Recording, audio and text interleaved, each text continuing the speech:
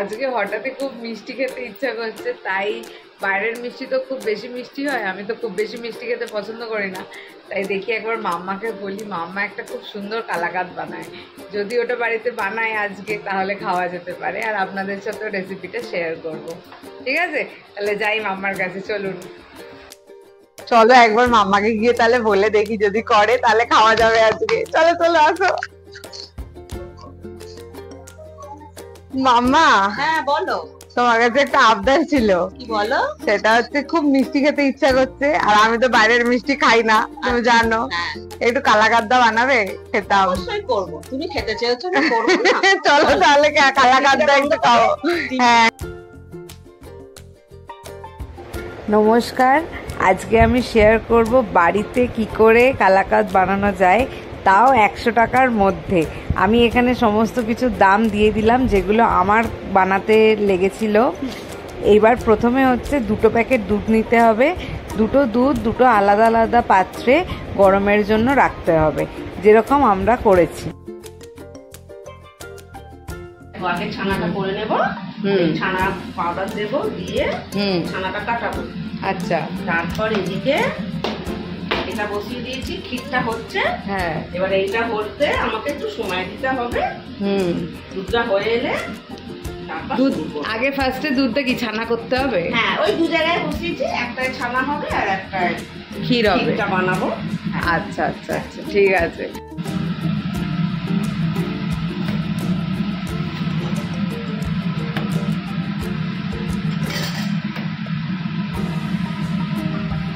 এই দেখো, এবার ছানাটা দিই, ছানা কাটানোর পাউডার দেওয়া হচ্ছে।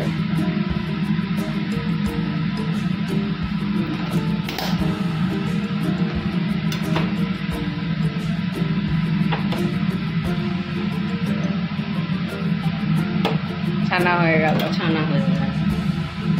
তাহলে এবার এইটা কোনো ছড়িয়ে দেবো। হ্যাঁ হ্যাঁ, তোমার যাই। বের করে নেবো। হ্যাঁ, জলটা থেকে আলাদা করে নেবো। একটু স্ট্যান্ডিং টাইম দিতে হবে। একদম পুরো ফেটে গেছে।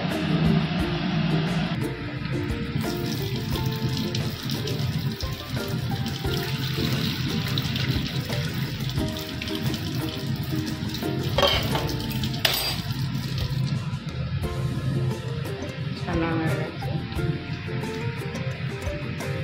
হ্যাঁ, পুরো ছানার জলটা ছাড়তে হচ্ছে, তাই তো? হ্যাঁ হ্যাঁ, পুরো ছেঁকে নিতে হবে, একটুও জল থাকলে হবে। আচ্ছা,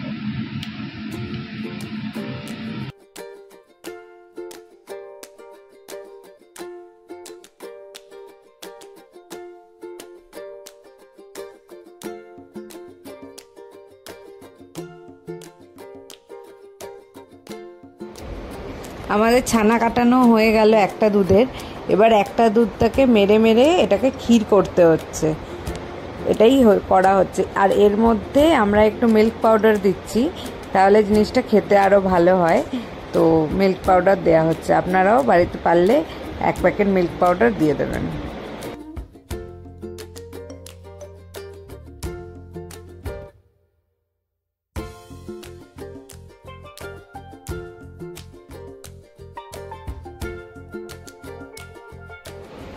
এবার যে মিল্ক পাউডারটা গোলা ছিল ওটাকে দুধের সাথে মিশিয়ে দিয়ে আরও কিছুক্ষণ ফোটাতে হবে।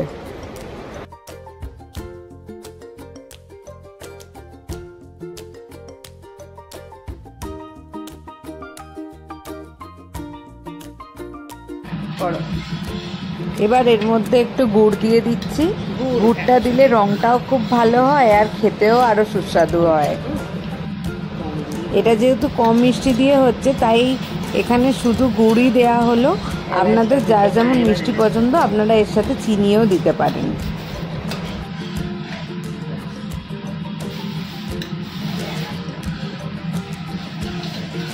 দেখুন দুধটা প্রায় হয়েই এসছে।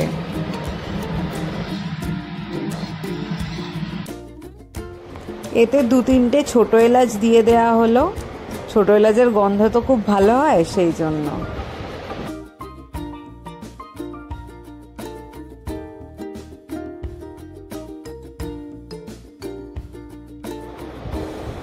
এবার এটার মধ্যে যে ছানাটা ছিল সেই ছানাটাকে আস্তে আস্তে করে মিলিয়ে দিয়ে অল্প খানিকক্ষণ ফোটালেই আমাদের কালাকাঁদ রেডি।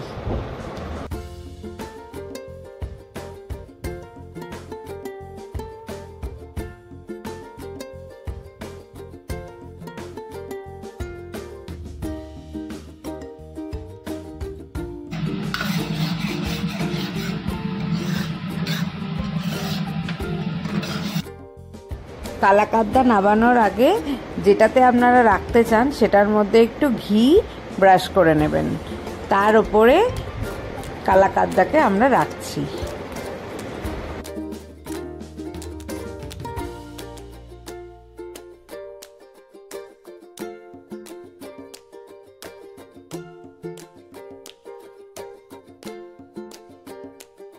এটাকে এবার শেপ দিয়ে নেওয়া হচ্ছে। আপনারা যেরকম ইচ্ছা শেপ দিতে পারেন, স্কোয়ার, বরফি, যা ইচ্ছা করে কাটতে পারেন, বা শুধু যদি মাখা সন্দেশের মতন এমনি খেতে চান তাও খেতে পারেন।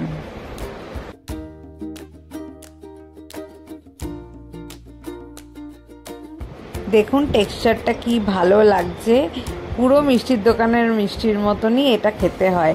একবার বাড়িতে বানিয়ে দেখবেন, খুব ভালো হয়, খেতেও খুব ভালো হয় আর করাও খুবই ইজি। এটা এর ওপরে আপনারা যে কোনো ধরনের ড্রাই ফ্রুটস দিয়ে ডেকোরেট করতে পারেন, করে এটাকে কেটে নিলেই কালাকাঁদ রেডি।